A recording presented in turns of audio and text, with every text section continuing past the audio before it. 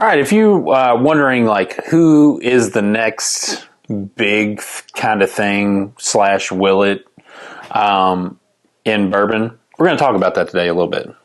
Yeah, we're going to talk about 3 distilleries that could be the next Willett.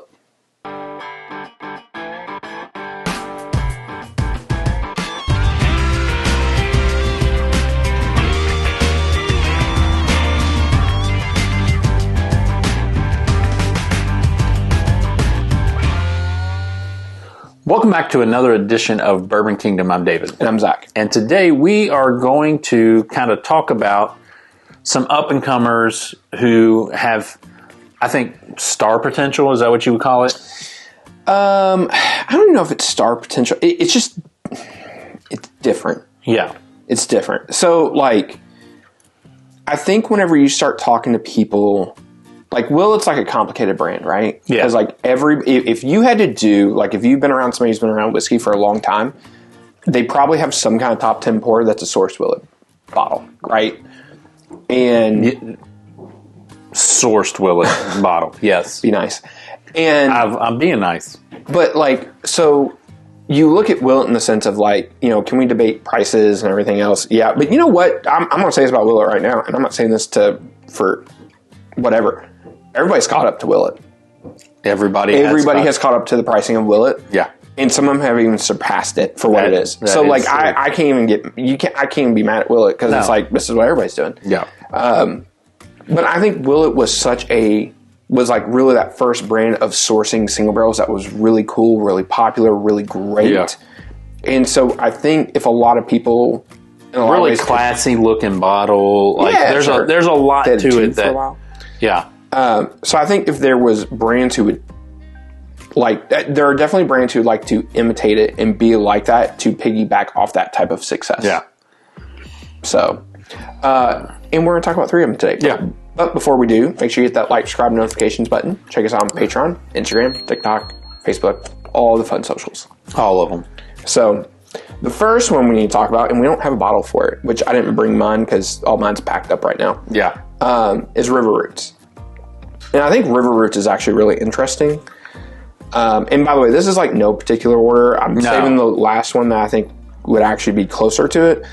But no particular order. I think River Roots is a brand, you know, I think in the whiskey tube community, I think is very big, very popular. Yes. And I think they do great stuff. They have great sourcing. Everyone that I've had has been pretty phenomenal. Yes. So yeah, I agree with it. I think they do really good stuff, but I don't know if they've been in. I don't know if they've been exposed to enough of the bourbon world to really grab a hold of it. I to some extent, yeah, I agree with that because like in our world, in our community, I think like Cam's really taking it to a whole nother level. Yeah, Cam with him. I feel like he does the River Roots every week. Almost. And hey, listen, that's not shade at you, Cam. That's awesome. Like it's good stuff. And he's done some great ones. Yeah. But yeah, I think with that being said, I think they're doing some really cool stuff. They're getting some really good sourcing. They have some really great age. So I think they're like on track where they could be like that. I think their thing is they just need more time. Yeah, I think it's time for sure. They have the pricing down, just so you know. They definitely have the Willett pricing down. No, I think they got a lot of fair pricing on for a lot. I mean, we've seen some of the stuff that for the barrel pick. There was a couple of them that were a little pricey that we didn't want to do, but there was some of them that we thought were fair. Yeah. Oh yeah. Yeah. They're definitely fair, but Are you talking about the 18-year-old? But I'm just saying. But everybody was expensive on those. But also, Willett's the same way. Willett has some fair prices on some things. Yeah, I agree. But then they also have some things where you're just like, a lot of money. No, dude, what are you doing here? It's part of it. All right, next one, and we do have a bottle for the other ones. So Nashville Barrel Company. Yeah. So I think Nashville.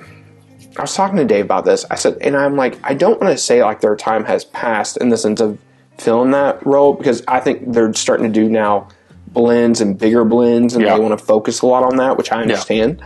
But I still feel like they still have the capability with doing some single barrels. Dave and I are very fortunate. We have a good relationship with them. Like we know them a little bit. Yeah. So we kind of some of our Patreon guys are really good friends with them. Hardcore. So yeah. so like we kind of have an idea of some of their stocks and stuff. I think they're definitely one of them. And I don't know. Here would be my question, because they're about ready to open up a place in Louisville, which I think is actually a really great idea. I've heard the names have been discussed and thrown around, and I've heard that they might not be called Nashville. No, it's going to be Nashville.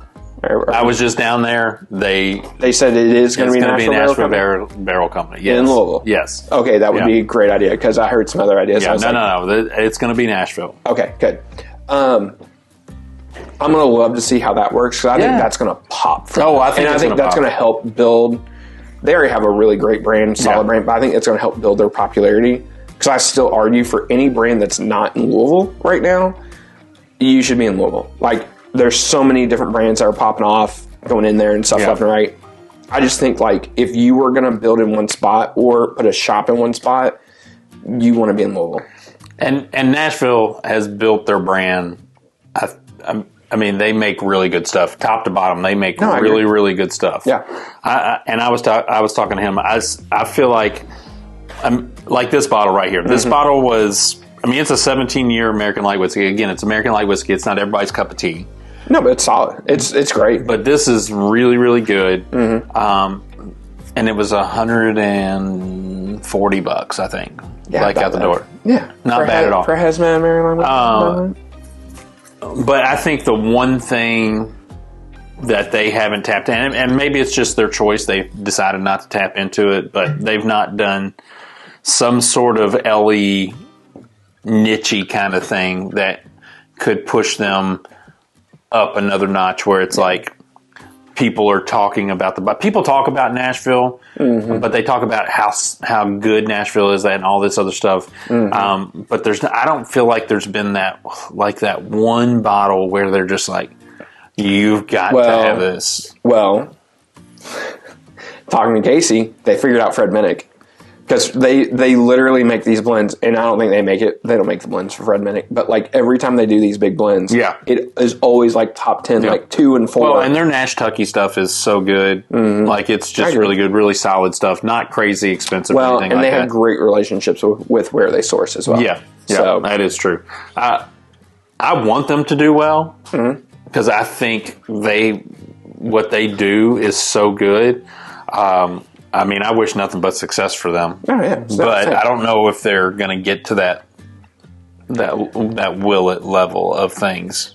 Well, but I think they could. They could. They could. But I think to get to a Willett level with things, you have to come out with.